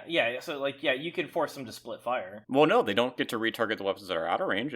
I'm still an eligible target. Yeah, he's saying you're eligible for some weapons. It didn't say that, so you're an eligible target, just not with all your weapons. It says you can only reselect targets for any attacks that targeted the bearer's unit if they're no longer an eligible target. So if I teleport out of range of all your small guns and your melta-guns, and I'm still in range of your Stormbolter and Hunter Killer, you don't get to retarget. But that's not what an eligible target means. An eligible target means you have to be able to see it too. Yeah, that's what I'm saying. He said he scoots back like 2 inches. Yeah, or 10 inches or 12 inches or whatever. An arbitrary amount of inches to mean that you're more than 24 away, but less than 48 inches away. Oh, I see what you're saying. Anyway, this enhancement has always been good. It's always going to continue to be good. And then you got a Grey Knight's infantry only in your shooting phase. Each time the bearer's unit selected to shoot. If you disembark for a transport this turn at the end of the phase, each time in your makes an attack, you can reroll the wound roll. Full wound rerolls, really good, especially if you got like Flamer Boys, or it could be good. I could see that being really good. You can use it with the interceptors that can fire and fade inside of a Razorback over and over again. True. And you can do a slightly less negligible amount of damage. I was not overly impressed by the stratagems for this one. When I read it through, I kind of faded from my memory. You got True Silver Will, any phase, just after a Grey Knight Psyker vehicle, so Grandmasters, suffers a mortal wound. That unit, and you get it for feel no pain against mortal wounds, so it could be good in certain instances. If you get charged by like an Emperor's Children Demon Prince, stopping 4 or 5 wounds from coming through, that's pretty good. 3 on average, but you know what I'm saying. If it's a 4 feel no pain, it could be good. But it's good against Thousand Suns. It's really good against Thousand Suns, yeah. And then you got Abominus class targets, your shooting phase or the fight phase. That's kind of a weird wording, huh? No, it means you could use it in your opponent's fight phase. Yeah, that's what I mean. It's saying your shooting phase or the fight phase in general. It's just, I don't know that I've seen that worded like that before. Yeah, the old Berserker Warband strat that did basically the same thing had the same wording too. It's anything that can be used in either phase, like Armor Contempts is the same thing. 1 Grey Knight's unit from your army that has not been selected to shoot or fight this phase until the end of the phase. Each time a model in your unit makes an attack roll that targets a monster vehicle, add 1 to wound roll. Could be good, situationally good. This strat's awesome. What are you talking about? This strat's amazing. 1 CP plus 1 to wound against the things you want plus 1 to wound against? With no keyword restrictions either. Any Grey Knight unit. It's good. I see you using it a lot. It's just, it doesn't fly off the pages as like amazing. It's good. You'll use it. You're going to use it every turn, I think. Yeah. The whole detachment is about taking your vehicles and shooting them at stuff. Imagine your Land Raider Redeemer with plus 1 to wound. Yeah. Into monsters or vehicles. The things that are hard to kill, yeah. You can wound big knights on 4s with your flamers. Yeah, it's good. You use it quite a bit. Then you got Armored Aegis, your command phase, Grey Knight Psyker vehicle. 1 model in your unit gains up to 3 lost wounds. Grandmaster gaining 3 wounds back, kind of good. It's a tool in the toolbox. It's not spectacular, but it's pretty good. And you got Redoubled Assault, your movement phase just after a Grey Knight's vehicle unit army falls back. That unit until the end of turn is eligible to shoot and declare a charge, and in a turn in which it fell back. That's pretty good. I could see you for sure using that quite a bit. Now your Grandmasters can also fall back and charge like the regular ones can. Yeah, I could for sure see that getting used a lot. You got Force Wave, your movement phase or your charge phase. Your Grey Knight's vehicle from your army that has not been selected to move or shoot this phase. Until the end of the phase, each time your unit makes a normal advance or charge move, it can move horizontally through terrain features. That's really good for like Land Raiders coming through walls, your Grandmasters, gaining a bunch of Storm Ravens. Storm Ravens? Yeah, the Storm Raven moves 26 inches through walls over models and then dumps shit out on the other side. Yes. Because that's the only vehicle I think that has the fly keyword. They have Thunderhawk Nighthawks. That's the only vehicle that's decent that has a fly keyword. Sorry, I should have specified. I mean, but you can use it on your Grandmasters and your Land Raiders and stuff, though. Yeah, but they still get move blocked by guys. Oh, yeah. I get you. It's just like, yeah, for aggressively dumping out into the midfield, I could see this being used once or twice per game. I mean, yeeting a Stormraven 26 inches and then dumping out a Dread Knight and like 6 Terminators is pretty spicy, I think. Yeah. Or you probably want to dump dudes out because Terminators don't shoot that hard in this detachment. And then you get your final one, your charge phase, just after a Grey Knight's vehicle unit from your army makes a charge move. That vehicle, each unit within 3 inches must take a battle shock, subtracting 1 from the test. I could see it situationally getting used if you're like fighting like Necrons or something you don't want to stand back up. I could see it being used. Forcing a battle shock test is good if like your opponent relies on strats to hurt you, or if you're worried about them interrupting on your next turn. Or fight on death. Yeah. It's pretty situational, but when the situation comes up, you'll be glad you had it. I think this detachment seems very fun. I'm not sure how good it is. I think it sucks. Yeah. I don't think it sucks, but I think it's definitely fun to play because like I said, it's funny just to go like, all right, my Stormraven's moving more than 2 feet forward, and I'm going to dump all this stuff out and shoot you. I mean, it's solely going to rely on if Land Raider Redeemers are still pointed that you can take them by themselves. Because if you can take 3 Land Raider Redeemers and use all the vehicle strats, the detachment is fine. Yeah, Land Raider Redeemers will help prop this up too. But this is the detachment that is the worst in the book, the Argurium Task Force. So we have Prescient Redeployment as the detachment role. From the second battle round onwards, at the start of your movement phase, if you did not select the maximum number of Grey Knight units in your army using the Gate of Affinity ability at the end of your opponent's previous turn, you can select 1 Grey Knight unit from your army that is on the battlefield that you could have selected using the Gate of Affinity ability, remove that unit from the battlefield and place it into strategic reserves. Why? You can hold an objective before you teleport. Come on, they talked about this. And you can score your secondaries that you did an action for. You can score your secondaries. Or you I don't could just think this is very good, Mason. This is not very good. I said this is the worst detachment in the book. I know. I'm just like I'm reading it again. I'm like, am I missing something? No. It definitely feels like there should be a second half to this rule. It should be like, and they get reroll 1s to hit and wound or something like that, and they get reroll charges. Yeah, give them something else. Go on, but because like I don't know, man. Like you only pick up 2 things, and then in your command phase you can pick up a third. Well, I mean, they also had to add a designer's note to this to really sell what to do here, to explain, this. in case you are hit over the head with a brick while reading this, it reminds you what the detachment rule does immediately after explaining the detachment rule. Or if you've never played a game of 40k in your life, it tells you about how to hold an objective. In case you are a big dumb and you just keep picking your guys up off of the objectives, now you don't have to worry about that. All right, cool. Thanks, Argurium Task Force. I'm still... Listen, man, remember, Champions of Slaanesh is also a detachment out there that does literally nothing. So this is better than that, at least. So the Grimoire of Conjunctions is the first enhancement. These are all any Grey Knight model. None of these are psychic enhancements. Well, this is terrible just on that alone. We need some psychic enhancements for sure. Once per battle at the start of the fight phase, the bearer uses enhancement. If it does until the end phase, add 4 to the strength characteristics of melee weapons equipped by the bearer. That's pretty good. That's legitimately like +1 or +2 to wound. You can put your Nemesis Demon Great Hammers to strength 18, so you can wound a Rhino on 2s. You can take the sword and sweep with it. You could take the sword and sweep with it for strength 9 sweeps. That's wounding Marine bodies on 2s. It is only AP 1/1 damage on the sweep. I didn't realize that. That's terrible. But you probably want to take this on a little guy to put him from 6 to 10, right? You have the Shield of Prophecy. Once per battle, at the start of the battle round, the bearer can use this enhancement. If it does until the end of the battle round, add 2 to the toughness characteristics of models in the bearer's unit. T7 Terminators. Let me check my death card. Yeah, that's pretty good. That is something. 1 foot in the future. Wasn't this an Eldar rule? Didn't an Eldar rule have the same name or something like that? It sounds more like a Kairos Fate Weaver kind of thing. It does, yeah. Well, it says one head looks to the future, one looks back, right? That was like the thing. Yes, that was indeed his thing. They're just slipping heresy into this book. I do like that. Each time the bearer unit is set up in the reinforcement step, your bearer can use this enhancement. If it does, the bearer's unit can make a normal move up to D6 until the end of the turn, and you can't charge afterwards.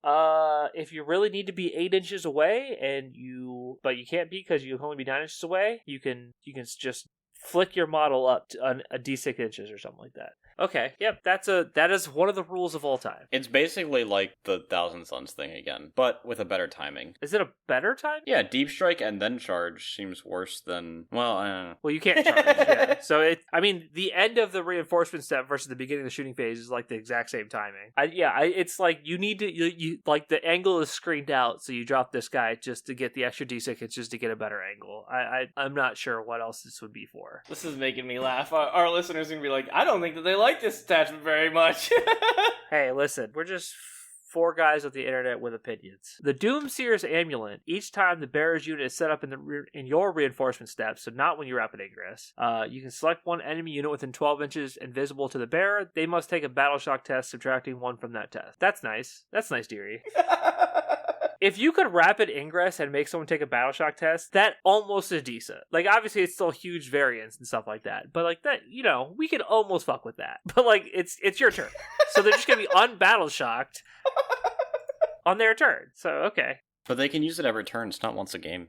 Ooh. Well, you make a point. I don't know if it's a good point, but you do make a point. Also, every time it's set up in the reinforcement step. So if you can set it up multiple times in the same reinforcement step, you can use it multiple times. I hate this train of logic. It doesn't limit it once per turn, so one day it'll be broken. But we could do is we have 6 1 CP stratagems, so there's no 2 CP nonsense here. We have aggressive anticipation. It's in your shooting phase or the fight phase. There's that unique wording that Will's never seen before. Oh, shut up. A Grey Knight Psyker that has not been selected to shoot or fight. Until the end of the phase, each time a model unit makes an attack, you can ignore all modifiers to weapon skill or ballistic skill characteristics and or hit modifier rolls. So this is the same one that Coder Conceded has, and it is a very soft buff. Sometimes you're like, I really need to ignore these modifiers just to get this through, but typically this is not really worth a command point. We have Appointed Hour. It's your shooting or the fight phase. 1 Grey Knight Psyker from your unit that's not been selected to shoot or fight. You get crit 5s. Lethal 5s is good. Lethal 5s is pretty good. There's only one unit that gives you lethal hits, but, so you could take him. It's a character. He can join units. Okay, you're right. I think that's one of the power armor guys, though, right? I don't know. Yeah, it's a chaplain, I think. We'll find out shortly. It's a champion. I want to say it's a champion. Yeah, but yeah, Terminators or Paladins can get crit 5s with lethals. Oh, yep, the brother captain has. So you can give crit 5s to lethals.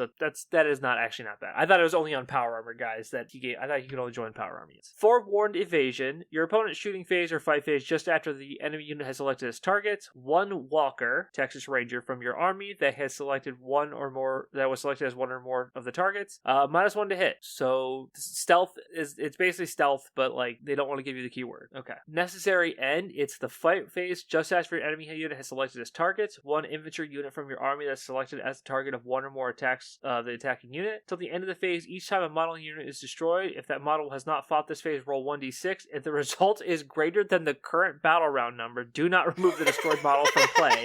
It can fight after the attacking unit has finished making its attacks. It is then removed from play. That's such an odd freaking rule. It is a 2-up fight on death, round 2. Technically, it's a 1-up fight on death on round 1. It's the only time ever that... it's got to be greater than. It's not equal to, It's got to be greater than. Yeah. Okay, so it's a 2... It starts at 2-up fight on death. Turn 2, if you sprint your stuff at them, you get 3-up fight on death, and then every round after that, it's worse than the stratagems that are equivalent to it. That's really good. You got... Why is this how they did this? I don't understand. It's very funny.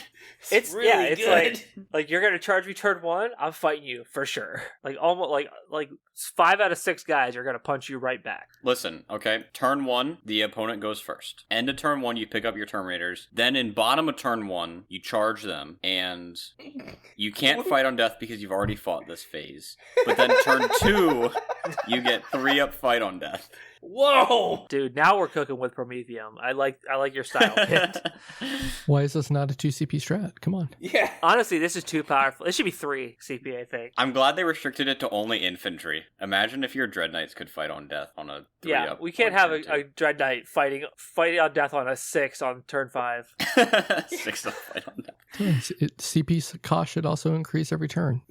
There we go. 1 CP for every model that fights. Honestly, just give your opponent the CP instead. Like, you pay 1 CP to give your opponent 1 CP. The stratagem's name is Necessary End. This stratagem definitely needs to end. Yes. Please never use this again. I'm gonna necessary end myself. GW, please never cook again. Like, what are we... Why?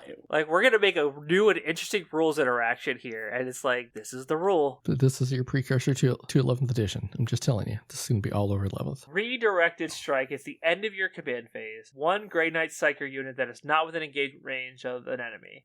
If they have the Deep Strike ability, they can be placed in strategic reserves. This is good. Yeah. So you can sticky an objective and okay. All right. Is it good in comparison to the Yeah, last one, I or mean, just good? I thought about it for a second, like, it's good-ish. It's not that good, but coming off of Necessary End, it's a phenomenal stratagem. I would love to. This printed twice would be better than having Necessary End, I think. Mirage of Echoes. The reinforcement step of your opponent's movement phase just after the enemy unit is set up. 1 Psyker within 12 inches of that enemy unit and not within engagement range. You put them right back in strategic reserve. Someone comes within 12 inches of you, you run away. Wow. You can't Rapid English them right after, though, because I guess they're back into strategic reserves. So, like, you can so for 2 CP, you pick them up and put them down somewhere else. Whoa. Dude, that's like Sonic the Hedgehog fast at that point. I don't know what this detachment's trying to do, guys. I don't either. Fill a book?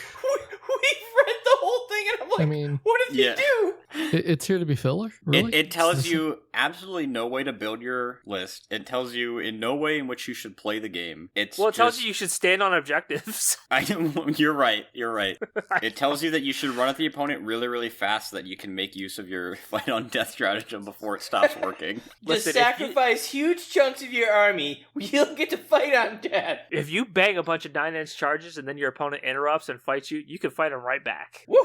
So, onto the data sheets, and there are 2 very important data sheets that are missing. One substantially more than the other. F's in the chat for the servitor data sheets, guys. No, they can carry Melta guns. Not anymore, they can't. Now they can carry nothing. They are gone. But I'm sure you heard about it everywhere else. Kaldor Drago is no longer a takeable unit, which I thought he was just going to get a new model. I'm surprised that they sent him to the big warp in the sky. I mean, it's Grey Knights. Have you seen them with any new models this edition? Really? They got a new upgrade sprue. Woohoo.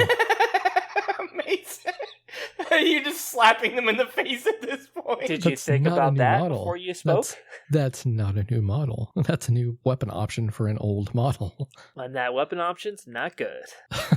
All right, Grandmaster Voldus, he gives your Terminators -1 to hit, and he does a little mortal bomb on each time he's selected to fight.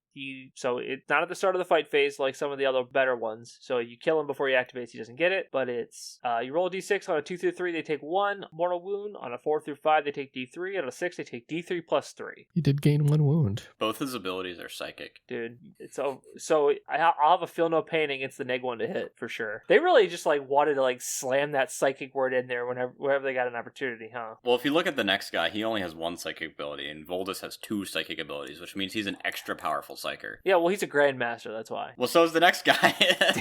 You're right. He doesn't even have a model picture. He just has a little default image. But he's got his 12-inch gun is pretty good. It's D3 plus 1 shots. It's not blast, so that's but it's hitting on 2, strength 12, AP 2 damage, dev wounds. Yeah, it's a pretty good gun. Also, his melee weapon's pretty good too. 10, yes. 2, 3, 5 attacks. Yeah, base 10 strength is pretty good. Damage 3. The regular Grandmaster also has 7 wounds. Has the same number of wounds as the named guy. Yeah, the Searing Purity gun on Voldus is new, though. It's completely new? Yeah, it's not in his data sheet currently. Oh, well, look at Grandmaster Voldus. Maybe he'll get taken now, especially now that people got all those points that they don't have to spend on Drago. An old dog can learn new tricks. Yeah, and in this trick, it damages big knights on 3s. Yeah, the other Grandmaster has, I would say, better abilities and worse weapons. He gets a normal heavy weapon that any Terminator can take. He gets the same Nemesis Force weapons that every Terminator gets. But once per battle round, you get a CP reduction, and once a game, like the Captains and Space Marines, he can get +3 attacks and strength on his weapon. So he can go to strength 9, AP 2 damage. at 8 attacks, which at that point is pretty comparable to Voldus. Less strength, less damage, but more attacks. But Voldus gets that every turn, obviously. I will say they brought Voldus up to Grandmaster level with the wound count, because the regular Grandmaster already had 7 wounds. Voldus had 6. Voldus was probably taking his horny goat weed and stuff like that in his old age. Also, the Grandmaster has grenades and Voldus doesn't. Well, He left him at home. Well, he's got to use his hand to hold on to his giant old man balls because he's too busy slinging searing purity at people. But yeah, I think you'll see the Grandmaster. I don't know if you'll see Voldus. -1 to hit is quite a good buff on 10 Terminators all the time. That's actually more annoying than you think. But the Grandmaster, I think they're both pretty good. Yeah, I mean, I don't think that either is a loser. I think it really just comes down to which costs more, which one's more point efficient. Like, if Voldus is like, I don't know how much these guys cost. How much is he right now? I have no idea, but if he's over 100 points, I don't know if you see him. Voldus is 95 right now, so if the Grandmaster is 120 and Voldus is 95, then yeah, I would take Voldus. I think both of them are under 100 currently. Grandmaster is also 95. Yeah. Either of them go over 100, I think you take the cheaper one for sure. Yes, I agree with that statement wholeheartedly. Speaking of Grandmasters, we got the Grandmaster in the Nemesis Dread Knight. Each time they make a melee attack against monsters or vehicles, they can reroll hits, wounds, and damage. It's no longer limited to one Grandmaster can do that every turn. Now multiple can do it every turn. And once per battle round, when you use a strat, if it costs more than 2 CP. Nope, that's the old rule. It's the same, reduce any stratagem by 1 CP when you use it on the Grandmaster. Is it the same name as the regular Grandmaster as well? It is the same name. Warrior Strategist? Okay. So at least they're consistent there. They're not trying to Ultramarines you and get a bunch of differently named CP reduction strats. Yeah, they're not trying to do tax evasion like Ultramarines were for so long. And yeah, it looks like he gets a Psychic Twin-Linked Multi-Melta. That's not bad. Melta 4. Yeah, definitely has new weapon options. The Fragstorm Grenade Launcher is new, I believe. Same with the Subliminator. Oh, but you just get it for free, so that's fine. I thought you had to give up one of your real weapons for it. I was like, no one will ever take that. It's awful. But if you get it for free, it's okay. And then they have a mace that just looks like it's got a better sweep than the sword, but obviously it doesn't get the strike profile. I think you just still take the hammer. Strike 5, AP 1, damage 2. 10 attacks is nice, but like that's kind of It's the AP 1 that's killer. If it was 5/2/2, there'd be an argument, especially with the enhancement that can make it 8/2/2. Yeah, I think that's true, but like I think it's got too many things going against it. The Nemesis mace is cute, but it's only 5 attacks. I think you just rather would have the hammer, which wounds most characters on 2s anyway. So that upgrade sprue is not doing any work. The upgrade sprue gets you a Sublimator, and that's all it does. Castle and Crow, I'm pretty sure is the same. Each time they target characters, they can reroll hits, and they get +1 on Purifying Flame. As far as I can tell, he gets the same Nemesis Force Weapon as everybody else, and Purifying Flame has the same stats as it does currently. It gained an AP. It's currently 4/1/1, so now it's 4/2/1. Foesight is not the same. Foesight in Index is you get to blank out an attack. Oh, now you reroll hits against characters. Not bad. That's more reroll hits than you had before. So going back, so anti-infantry 2+, so this is just pumping up D1 devastating wounds against infantry now. Yes, it's always been anti 2-up. Yeah, I just forgot that was a thing. I was just like, I thought this strat was okay on Crow's unit, but why is it not? And I'm like, it is. I just am stupid and can't make my case. Yeah, everything else is the same though for him. The Brother Captain, he gives his unit lethal hits and reroll wounds for himself in melee. It's the same as it is now. Again, same Nemesis Force Weapon and same heavy weapon options. But the fact that Terminators lost lethal hits in exchange for +1 AP means this guy is actually a better candidate for leading them, because before he did absolutely nothing, right? They got lethal hits on the charge and he just gave them lethal hits all the time. So now they can get lethal and +1 AP. This is the guy that's going to be probably leading your Terminators most of the time, because like you're probably going to want to use your free strats from the aura from the it's not an aura for the Grandmaster Dread Knight. But yeah, lethal hits is just stronger than being able to blank a strat every time. You probably take some mix of them. Yeah, I mean his old ability was sustain 1. Brother Captain? Yeah, I'm looking at his datasheet. Brother Captain, Empiric Amplification, Psychic. While this model is leading unit, psychic weapons equipped by the models in that unit have sustain 1. Brotherhood Champion gives his unit advance in charge now instead of fights first, and each time he kills a character, you gain a CP and +1 attack on your Nemesis Force Weapon, which is cute. But you have to kill the character, not your unit, so that's kind of sad. Well, it's also a change because it used to be Martial Fury, so each each time this model makes an attack, makes a melee attack that targets a character unit, you can reroll hit 1, reroll a wound roll. He lost that. So he's worse at killing characters, but he benefits from doing it. Nice. Yes. Giving a unit advance and charge is good, but unfortunately, like... This is a power armor guy, yeah. Yeah, the things you can join, you don't want to. Brotherhood Librarian. I forgot this guy existed, so yeah, he's also going to want to... He's the Mortal Wound guy, right? He was. The Mortal Wound is now a gun. Oh. Vortex of Doom is now a gun that's 8/2/2 D6 plus 3 shots blast. It's a good gun, but it's not mortal wounds. Yes. It's not even devastating wounds, which is kind of weird.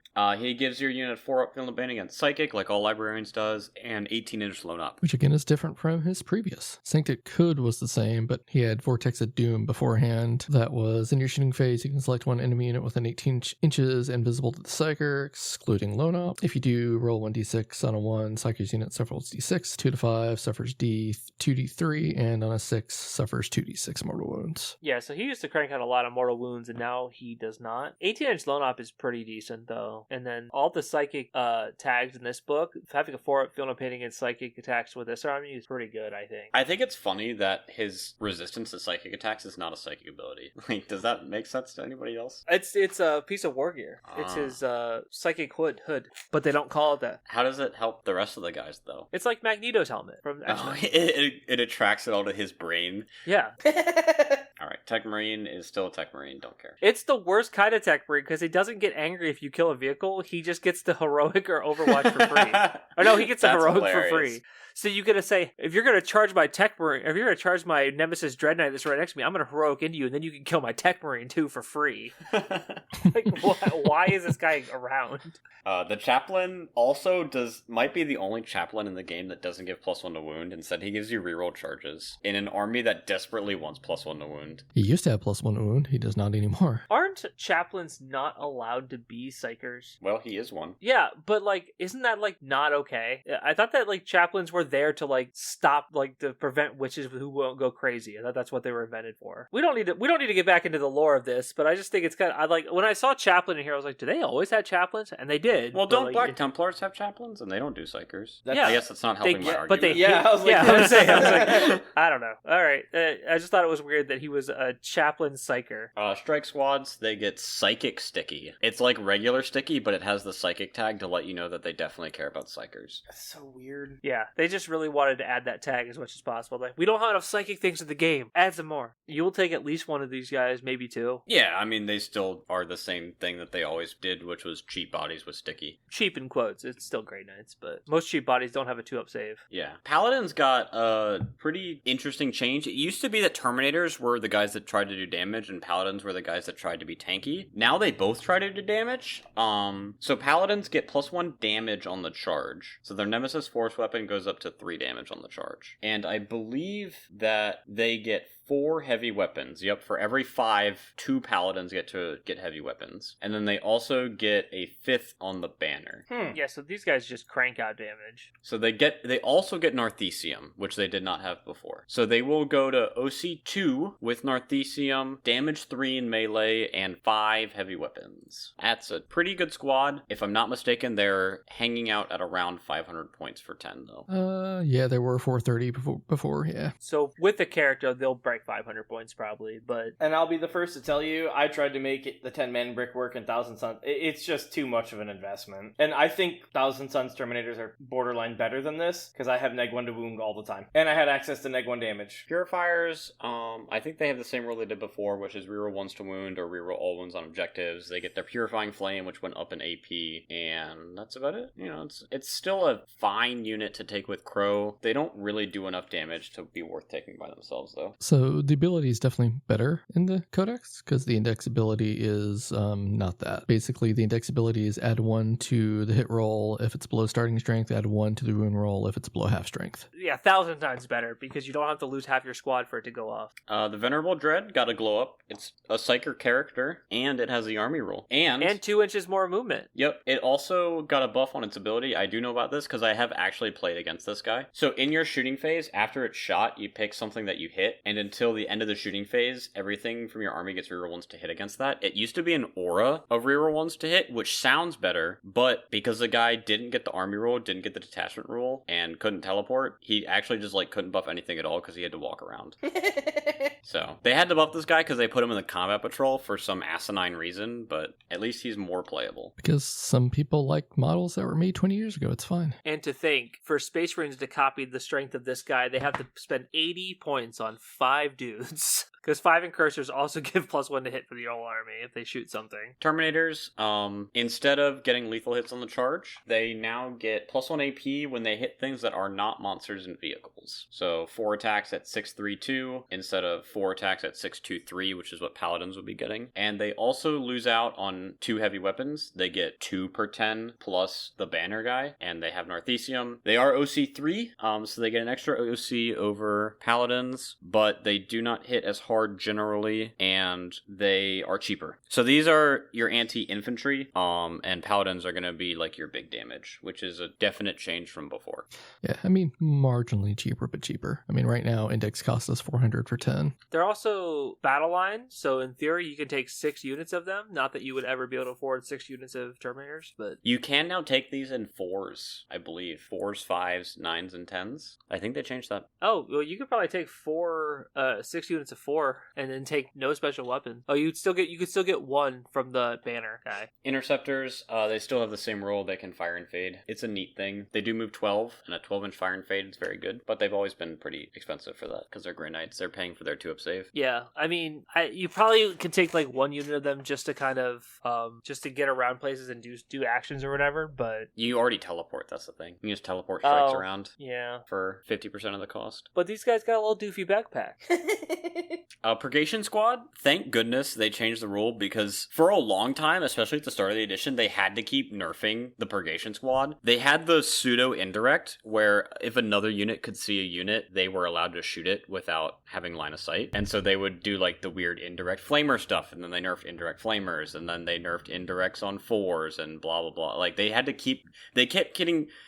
kept catching strays for all the indirect nerfs, and now they just don't have the indirect rule at all anymore. So they can finally be pointed appropriately. They kept getting points increases as well when indirect kept going up. Now they pin you. So they shoot you, they give you -2 to move, advance, and charge. Or just -2 to move and charge, I'm sorry. Yeah, you probably don't take them still, but... It feels less bad if you really like that unit. Yes, exactly. Nemesis Dread Knight, you know it, you love it. It's got the same options as before. It still falls back, advances, shoots, and charges. You're still going to see 3 of them. Yes, this is the law. This is the way. A bunch of stuff that we don't really care about because it doesn't really synergize. Rhinos suck because there's nothing worth putting in a Rhino, but theoretically, it has an aura of 6-up feel no pain against mortals. The Razorback used to give you reroll wounds when you got out. Now it gives you +1 AP when you get out. Or sorry, when you shoot it. So it's like one of the speeders. The Thunder Strike, the Hammer Strike. Who cares? Stormhawk, lol. Storm Talon, lol.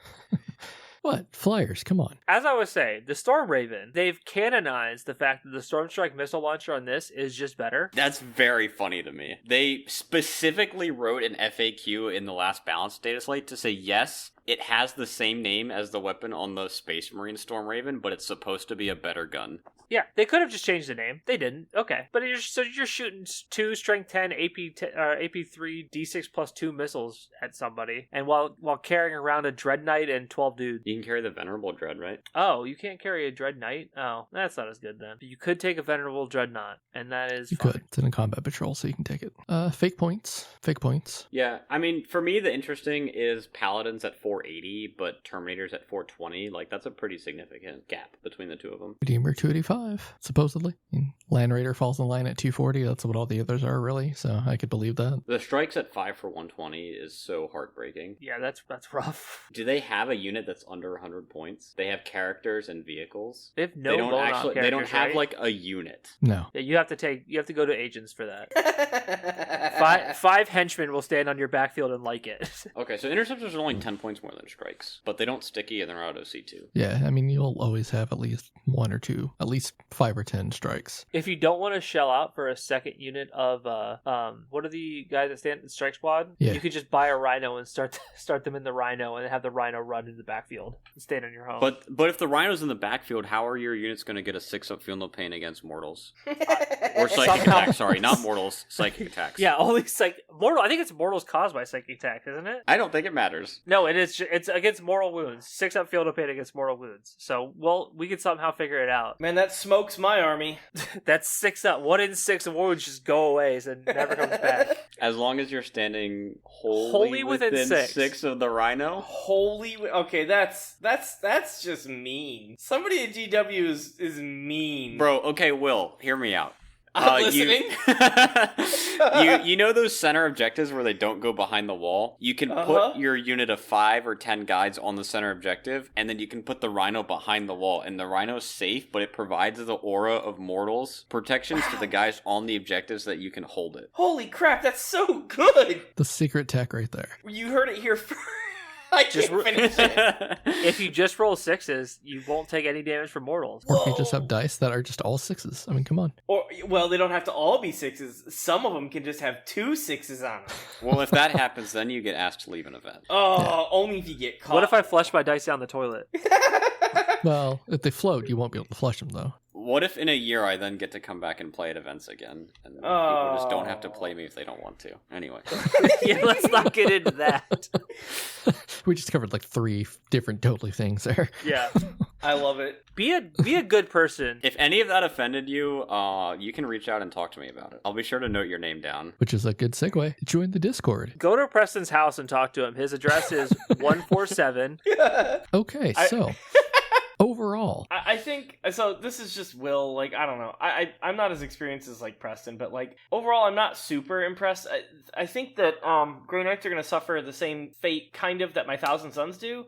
Everything's really elite, and they don't have like I have Zangors that can kind of like fill my dumb shit. I need a 70-point unit to do stuff, and they don't really have that. So like losing any, they get agents, I guess, if people want to soup those in. But like Zangors can, I'm not going to say do stuff. They can kind of do stuff, and they're useful in other ways, whereas agents offer essentially nothing to the army. I feel like they're not going to have the stuff to play the game. They can take Canis Rex. I guess everyone's just taking Canis. When Canis Rex gets inevitably nerfed, okay, I feel like they're just going to really struggle to play the game, to do, like, if you, I have to do an action to score some points, well, there goes 140 points of my army that's just doing an action. Like, I think that they are going to be kind of what they are now in solos, where like they do fine, like probably like high 40s, low 50s. But I think they'll be pretty decent in teams. But look at the combat patrol. It's so good. I think that if you take 6 venerable dreadnoughts, you're guaranteed to win because your opponent's not going to be able to play. They're going to be laughing too hard at you.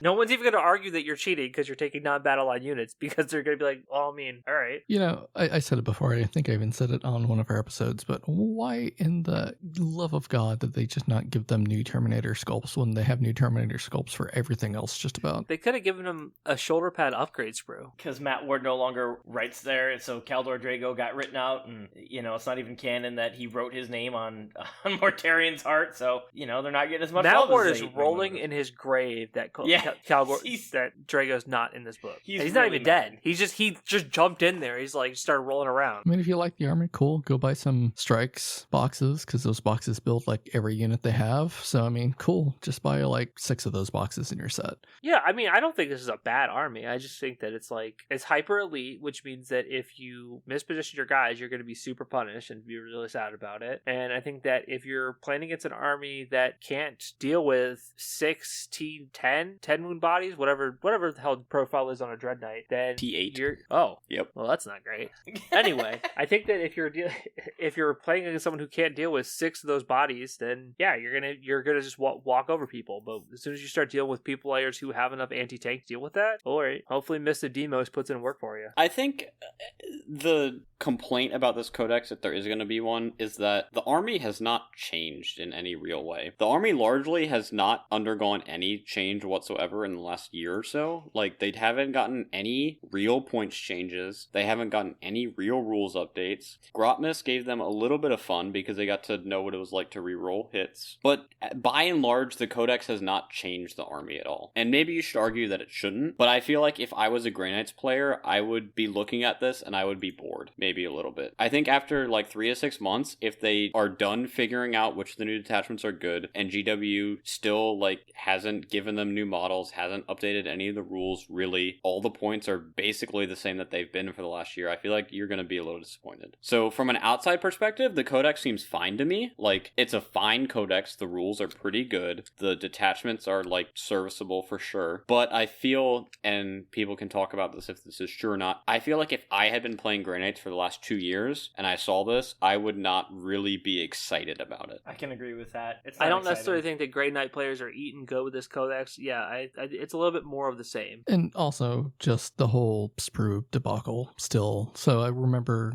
and correct me if I'm wrong, but GW, I swear, said that this year when you get a new codex, you're going to get a new model with the codex, right? Did they not say that? If they didn't say that, they used some really funky language, because that's what I had been under the impression of as well. Yeah, Upgrade Sprue is not a new model. No. It's like, oh darn, we need to get something for this army. We forgot to make something new, so what can we do real quick? Oh, hey, let's give them a mace on a chain. I mean, they could have made a new one of the generic characters, a new Brother Captain model, a new Castellan Crow model. If Drago was going away, they could have made a new Grandmaster Voldus. Like, say, hey, your named guy is new. Obviously, they weren't going to do a new Crow because they put him in put the old model in the Codex. Yeah, I don't know. Just it feels bad for the army. It definitely doesn't scream that I should go buy a Grey Knight army, but I 3D printed a full one, so I'm glad I didn't actually buy any. But I got the Codex. We'll see. I have the same army list, more or less, that I had before, so, not a lot changed. I'm just curious how the points shake out. Terminators are going to be 10 points a model. Sold. That'll make any army pretty good.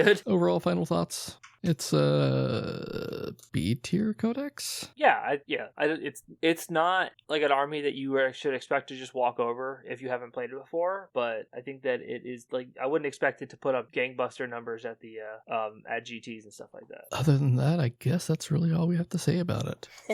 Very lukewarm. So, as usual, hit the socials. Discord links in the show notes. The TTS League just started today, actually, so we'll be doing another one in a couple months. Use our affiliate link at Warfire Minis, since we totally did not show that at the start of the episode like we should have. Email us, openplaypodcast@gmail.com. Send us to your friends. Come talk to us. Tell Will that he's terrible at Thousand Suns and Orcs. Now he's got 2 armies to be bad at. Yeah. Just come yell at us. Interact. We do TTS tournaments, and a lot of us, not me these days, but actively play the game. So, come talk to us. Have fun. Other than that, we do have a Patreon. Join the Patreon if you feel like giving us $1 or $2. That will help pay the editor and let him continue to, eat for a little, because, but he's got to eat. Other than that, anybody else have anything else they want to say? Thanks for joining us, everybody. All right. Y'all have a good night. See you around. Good night, everyone.